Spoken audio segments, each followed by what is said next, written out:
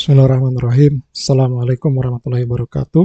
Jumpa kembali bersama kanal Agus Mulyana Ngopreknologi. Semoga kawan-kawan semua dalam keadaan sehat dan lancar dalam segala aktivitasnya. Kawan-kawan sekalian, pada kesempatan ini izin berbagi mengenai pengenalan tentang edge computing. Baik teman-teman sekalian, mari kita mulai. Sebelum kita masuk apa itu edge computing, kita akan review sedikit mengenai apa itu komunikasi mesin to mesin, wireless sensor network, dan IoT. Teman-teman sekalian, tentu perkembangan edge computing itu asal mulanya ada kaitannya dengan perkembangan M2M, WSN, dan juga IoT. Di dunia manufaktur, di pabrik, di industri, rata-rata mesin menggunakan PLC untuk menghandle beberapa proses spesifik. Misalkan kalau di industri ada fungsi untuk welding, ada fungsi untuk stamping, ada fungsi untuk istilahnya sorting dan lain-lain. Nah, biasanya dalam satu proses itu dikerjakan dedicated dan sifatnya sekuensial atau berurut. Misalkan kami ada pekerjaan di industri, di salah satu industri otomotif nasional, itu ada 3 proses di pengecatan atau di painting. Itu mulai dari loading, memindahkan rangka mobil, lalu masuk ke sealing, dan terakhir top coating. Nah, selama ini proses itu berjalan sekuensial, tetapi antar mesin belum terhubung dan terintegrasi secara langsung, sehingga perpindahan antar objek itu biasanya perlu didata manual oleh masing-masing petugas atau operator. Nanti di akhir shift baru direkap. Nah, kondisi ini dapat berpotensi ada celah atau istilahnya ketidaksinkronan, ya, karena antar bagian memiliki data masing-masing dan tidak tersentralisasi. Teman-teman sekalian, ilustrasinya untuk M2M ada di bagian kiri. Nah, bagaimana kalau kita bicara ke wireless sensor network? Bayangkan di sebuah ruangan, di sebuah gedung, kita punya beberapa ruangan.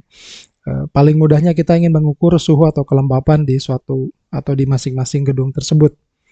Nah, selama ini kalau kita memasang perangkat-perangkat atau sensor yang ada di masing-masing ruangan untuk mengukur suhu dan kelembapan, lalu dia berkomunikasi secara wireless, tapi dia tidak terhubung ke internet, artinya di lokal saja, maka itu sudah masuk ke dalam bagian wireless sensor network. Lantas bagaimana kalau IoT?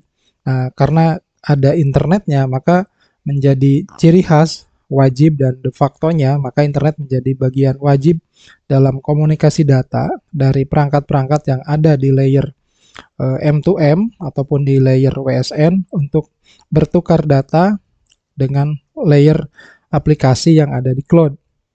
Dalam hal ini melalui backbone internet. Nah, IoT ciri khasnya ada di bagian internet dan ke atas ada cloud, ada aplikasi, dan nanti berikutnya ada beberapa aplikasi klien yang terintegrasi misalkan di platform mobile ataupun aplikasi platform desktop.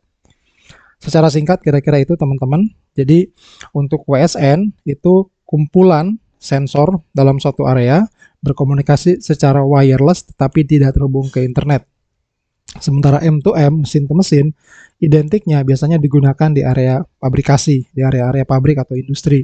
Sementara IoT dari WSN ataupun M2M ketika mereka ada interaksi dengan aplikasi yang di layer cloud melalui backbone internet, maka itu sudah menjadi bagian dari IoT. Baik teman-teman sekalian, ada beberapa model arsitektural, dalam hal ini arsitektur konseptual atau abstraksi dari Internet of Things. Yang paling kiri itu adalah arsitektur 2 tier. Tier itu lapisan layer ya. Jadi kalau yang umumnya biasanya 2 tier. Jadi layer paling bawah itu layer-layer perangkat IoT, sementara yang di atas layer cloud dengan aplikasinya. Baik nanti dikembangkan dengan data analitik, machine learning atau yang seterusnya.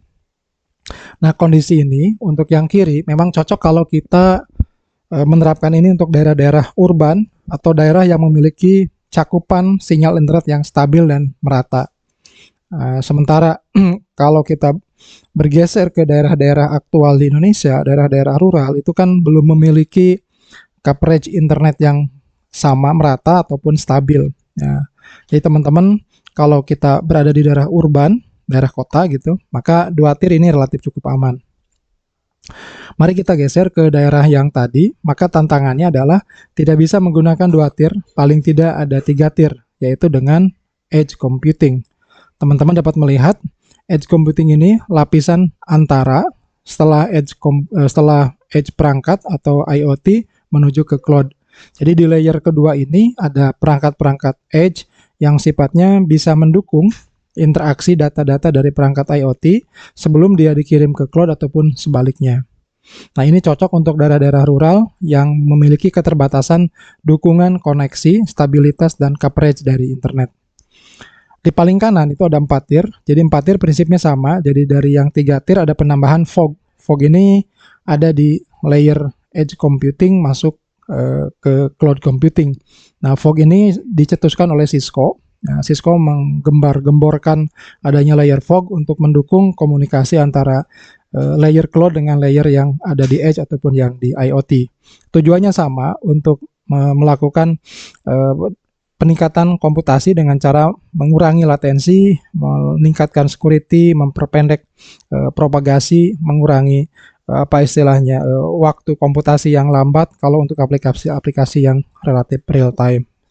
Jadi kapan kita memilih model arsitektur yang barusan, ya kembali kita berada di daerah mana, dan biasanya kalau kita ingin mengembangkan untuk implementasi sebuah IoT, mesti dilakukan dulu asesmen di daerah tersebut, memastikan coverage sinyal di wilayah tersebut sudah cukup, terutama untuk internet.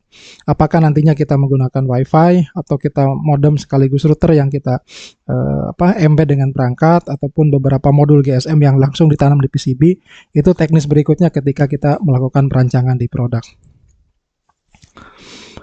Baik, teman-teman sekalian, kita masuk di bagian kedua. Jadi bagian kedua ini akan mulai masuk di edge computing-nya. Apa itu edge computing, milestone-nya, manfaat-manfaatnya, mari kita lanjutkan.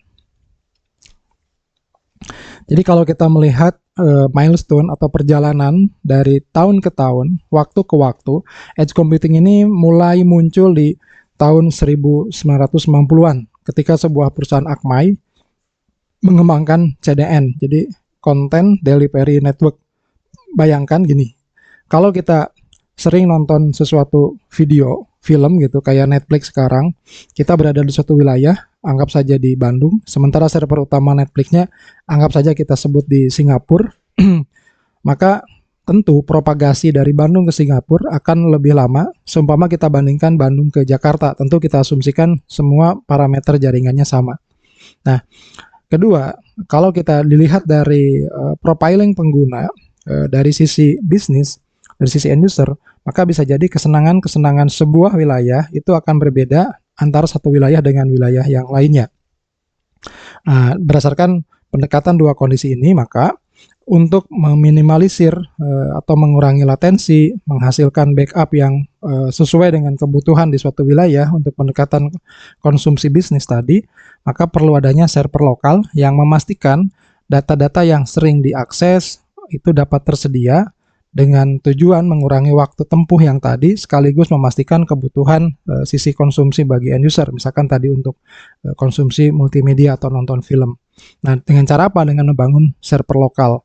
Nah, tujuan ini tadi sebagai salah satu tujuan untuk mengurangi latensi atau propagasi dari konsumen ya gitu terhadap cloud server yang mungkin relatif lebih jauh. Nah, Akamai sudah mengembangkan ini di tahun 90-an. Oke, kita lanjutkan di tahun 97, 7 tahun berselang itu ada pervasive computing. Pervasive computing itu paradigma komputasi terdistribusi yang memungkinkan komputasi dapat dilakukan dimanapun dan kapanpun. Nah, tujuannya adalah untuk mempercepat respon komputasi pada data dan juga menghasilkan keputusan saat itu yang mungkin diperlukan untuk kasus-kasus yang sifatnya real time. Misalkan ditanam di smartwatch, ditanam di beberapa perangkat sensor yang nempel di kendaraan, ataupun yang lain. Nah, konsep pervasive computing tahun 97 kira-kira arahnya ke arah itu. Baik teman-teman, kita lanjutkan di tahun 2002, dari 2001, itu sudah masuk ke swarm, artinya sifatnya kelompok, komunal, grup, maka paling tidak ada peer-to-peer atau kelompok dengan kelompoknya, yang selevel, sepadan, mereka melakukan pekerjaan-pekerjaan untuk menghasilkan proses komputasi yang lebih powerful dan mengurangi tadi beban komputasi di satu area tetapi mendistribusikannya ke kawan-kawan dalam satu levelnya, ke peer-nya. Di 2006 baru ada trennya cloud computing. Seperti kita tahu beberapa layanan cloud computing, Amazon dengan AWS-nya, Google, terus beberapa dari Microsoft, Alibaba, dan yang lain mereka menyediakan layanan cloud computing. Walaupun pada saat itu Amazon sudah mengeluarkan namanya EC2, EC2 gitu, Elastic Computing, sehingga kita bisa mengcustomize kebutuhan storage, memori, CPU, lalu kita mengcustomize OS-nya dan seterusnya untuk kebutuhan komputasi kita yang sifatnya ada di cloud. Nah, kita dapat memanage ini secara remote gitu dan itu mengembangkan aplikasi di sana sekaligus mengintegrasikan dengan aplikasi kita yang ada di klien atau di lokal. Kita masuk di 2009, paradigma cloud itu komutasi yang mumpuni karena resource-nya besar, tapi bagaimana kalau seumpama butuh resource-resource yang relatif lebih kecil dan kalau dijual dan sifatnya nanti bisa di on-premise-kan, ditaruh di suatu tempat, maka muncullah cloudlet. Cloudlet ini sebetulnya jargon atau kalimat yang dikeluarkan Mahadev Satyanaranan, salah satu pencetus edge computing. Biasanya orang menyebutnya the father of edge computing dari Carnegie Mellon. Di tahun sekian, Mahadev dan tim risetnya sudah mengusulkan bagaimana paradigma komputasi cloud itu dapat diturunkan skalabilitas dan kompleksitasnya sekaligus secara cost sehingga sebagian orang di layer menengah ke bawah dapat memiliki itu tanpa harus tergantung penuh terhadap cloud. Maka kalau kita lihat dari penempatannya, cloudlet itu berada di antara cloud computing dengan perangkat-perangkat yang ada di bawahnya, misalkan di mobile computing. 2012 tadi disampaikan ada paradigma yang diusulkan atau dikenalkan oleh Cisco yaitu fog computing. Bagaimana fog ini perantara komputasi, layer komputasi perantara dari layer paling bawah yaitu perangkat-perangkat IoT yang biasanya tadi berkomunikasi langsung dengan cloud. Pada skema ini dia ada perantara dulu fog untuk tadi meminimalisir latensi sekaligus meningkatkan security-nya. Dan sekarang kita berada di edge computing. Edge computing itu tadi sama paradigma komputasi terdistribusi dengan tujuan untuk melakukan komputasi lebih cepat karena dia berada di posisinya dekat dengan sumber data. Penempatannya itu di atas IoT tapi sebelum fog dan ke atasnya lalu ke cloud. Tujuannya selain mereduksi latensi juga meningkatkan security, fleksibilitas, mengurangi cost, dan tentu meningkatkan quality of services atau QoS dari kinerja sistem secara keseluruhan. Baik, bagaimana kita melihat beberapa kunci dari edge computing. Kalau tadi di awal kita melihat milestone-nya, sekarang kita melihat apa saja sebetulnya kunci dari sebuah edge computing.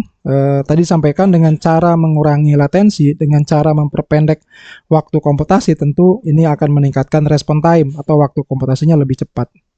Lalu lebih handal dengan kondisi konektivitas yang intermittent, jadi kadang nyambung, kadang tidak, kadang stabil, kadang tidak gitu. Nah, karena tantangan-tantangan aktualnya, kebutuhan network itu biasanya dipengaruhi oleh beban komputasi yang sifatnya dinamis. Maka edge computing memastikan, menggaransi data itu dapat diterima, tetapi belum tentu langsung dikirimkan ke cloud. Dia akan memeriksa dulu sampai koneksinya dianggap stabil. Nah, sambil nunggu diperiksa, biasanya dilakukan pengolahan komputasi di lokal, lalu nanti mereka ada sinkronisasi dengan cloud pada waktu yang disepakati. Misalkan cut off-nya jam 23.59 untuk siklus setiap harinya. Lalu tadi meningkatkan security, dalam konteks ini, maka data akan lebih aman karena dia tidak banyak melewati jalur komunikasi yang sifatnya rentan untuk kena gangguan, baik oleh human ataupun parameter lingkungan atau kondisi lingkungan.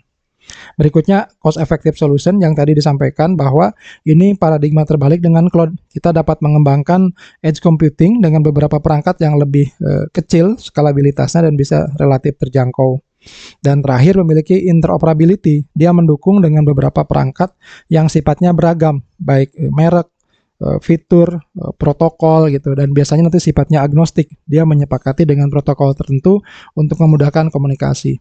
Jadi kalau yang pernah kami kembangkan juga bisa komunikasi paling tidak ada 3, lewat Wi-Fi bisa, lewat GSM bisa, lalu lewat LoRa ya, radio komunikasi data berbasis LoRa. 3-tiganya bisa kita siapkan untuk dapat berkomunikasi dengan segmen tadi menengah ke bawah di daerah-daerah rural.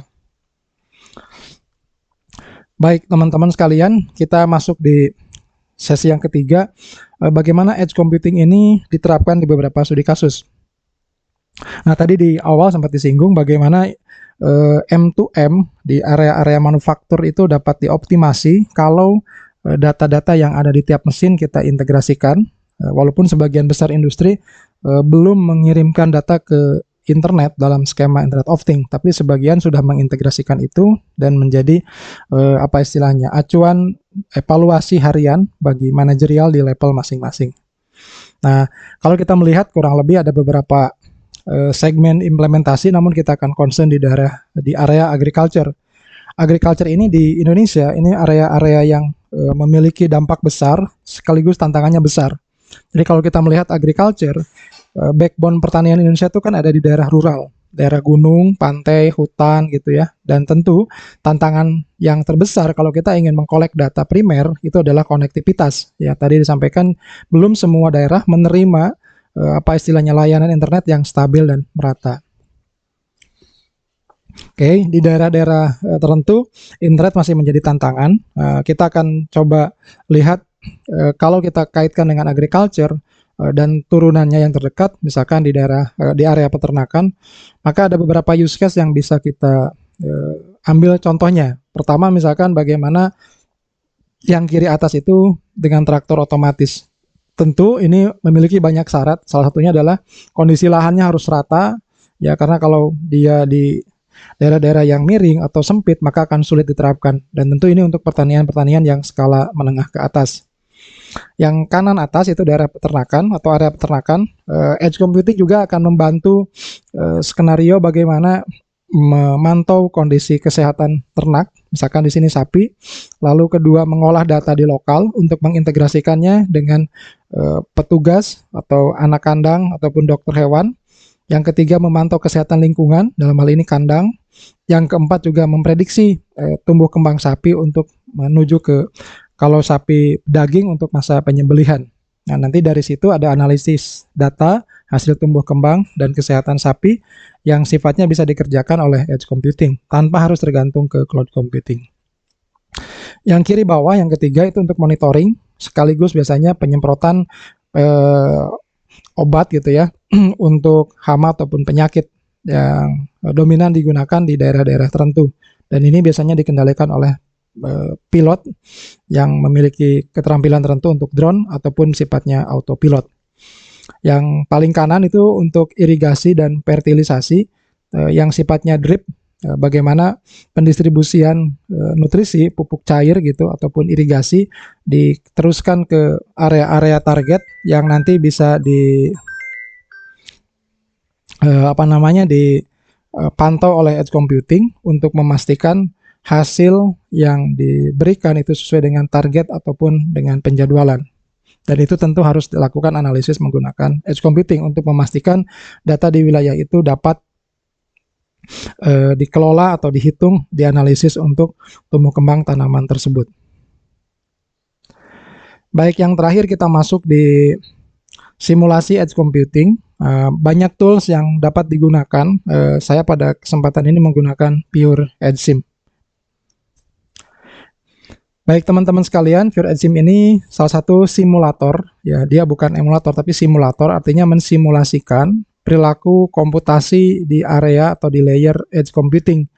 Sebelah kiri itu adalah arsitekturalnya, sebelah kanan adalah bagian blok utamanya, bagaimana interkoneksi antar blok yang memiliki fungsi tertentu untuk diterapkan dalam aplikasi atau software dalam bentuknya simulator untuk mengerjakan fungsi-fungsi komputasi sekaligus evaluasi performance-nya. Baik, saya running di aplikasi ini di Java NetBeans. Teman-teman dapat melihat ini parameter lingkungan untuk pemrogramannya. Nah, bagaimana keputusan yang akan diambil? Jadi pada skenario ini saya akan memberikan ilustrasi bagaimana edge computing ini mengerjakan sebuah proses komputasi untuk memilih penempatan task dan pengolahan data terbaik, apakah di layer IoT atau di layer edge atau di layer cloud. Nah, ini pendekatannya, lalu dihasilkanlah sebuah output target layer. Jadi apakah sebuah data atau task yang saat itu ada, itu optimalnya, tepatnya dikerjakan di layer IoT langsung, atau sebagian dikirim ke edge, atau sebagian ke cloud, atau semuanya di edge, atau semuanya di cloud. Nah, ini metode yang digunakan. Lalu berikut ini adalah hasil komputasinya. Jadi yang pertama skenarionya adalah dikerjakan semuanya di cloud. Jadi semua data yang ada di IoT tadi dikirim semua ke cloud, dan dapat kita lihat ada 3 parameter ukur yang menunjukkan kinerjanya atau quality of service-nya, yaitu network utilisasi, ada CPU utilisasi, dan success rate-nya yang dapat dikerjakan. Sementara yang kiri atas adalah total perangkat yang dijalankan dalam satu area. Itu ilustrasi perangkat yang melakukan komputasi pada saat itu. Jadi kalau di sini hasil yang didapatkan kalau kita mengerjakan data di cloud saja, maka utilisasi CPU-nya masih tinggi, kedua networknya lumayan tinggi, dan success rate-nya rendah. Artinya tidak banyak yang sukses, banyaknya yang fail. Kenapa demikian? Tadi sejalan dengan analisis kita bahwa ketika data dikirimkan dari layer IoT langsung ke cloud, maka potensi-potensi kegagalan banyak. Salah satunya adalah di network yang belum stabil. Baik, yang kedua di edge only. Jadi yang kedua kita kerjakan tasnya itu di layer edge saja. Kalau teman-teman melihat ilustrasi atau parameternya sama, namun kita langsung fokus ke performance metric, di situ dapat dilihat utilisasi CPU-nya masih tinggi karena semua tasnya dikerjakan di layer ini. Network utilisasinya rendah, artinya beban transmisi data dari IoT ke edge dan sebaliknya lebih rendah, dan success rate-nya masih rendah karena tadi beban komputasinya masih tinggi, artinya masih agak kewalahan untuk menghasilkan success rate yang baik di waktu yang ditentukan. Lalu kita lakukan kombinasi yang kedua, yaitu IoT dan cloud. Di IoT dan cloud itu teman-teman dapat melihat utilisasi CPU-nya tinggi karena tadi masih ada ke cloud, networknya menengah, success rate-nya masih rendah juga. Lalu kita gabungkan. Nah, ini yang 3 ini berarti ada 3 layer yang dipilih, dan tadi pendekatannya dengan metode yang disampaikan, ada IoT, edge, dan cloud.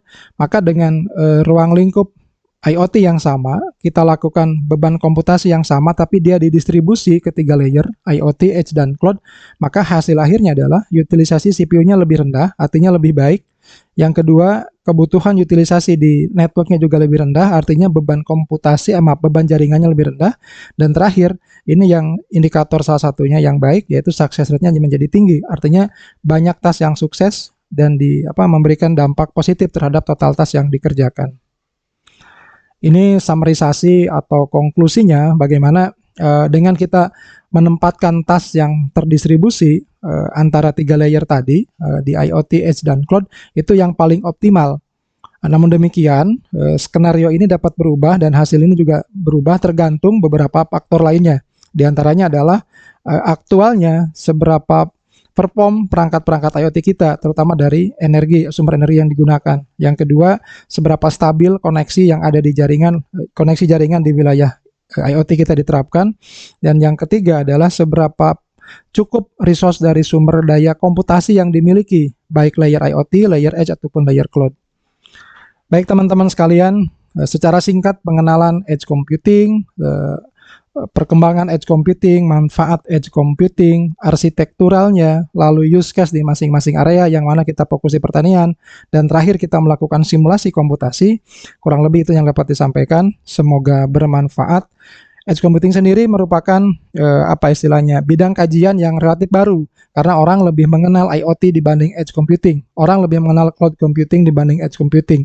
Namun di luar, kalau teman-teman membaca perkembangan riset, edge computing sudah lama dan memang orientasinya adalah akan masuk di ranah 5G sampai ke 6G. Nah, kita tahu di Indonesia itu belum masuk. Maka jangan terlalu kaget kalau masih ini dirasa masih belum begitu populer gitu. Karena memang edge computing akan masuk nanti prediksinya di dukungan untuk mendukung perkembangan 5G ataupun 6G. Demikian teman-teman, semoga bermanfaat. Mohon maaf jika ada yang kurang berkenan. Saya tutup, alhamdulillah. Assalamualaikum warahmatullahi wabarakatuh.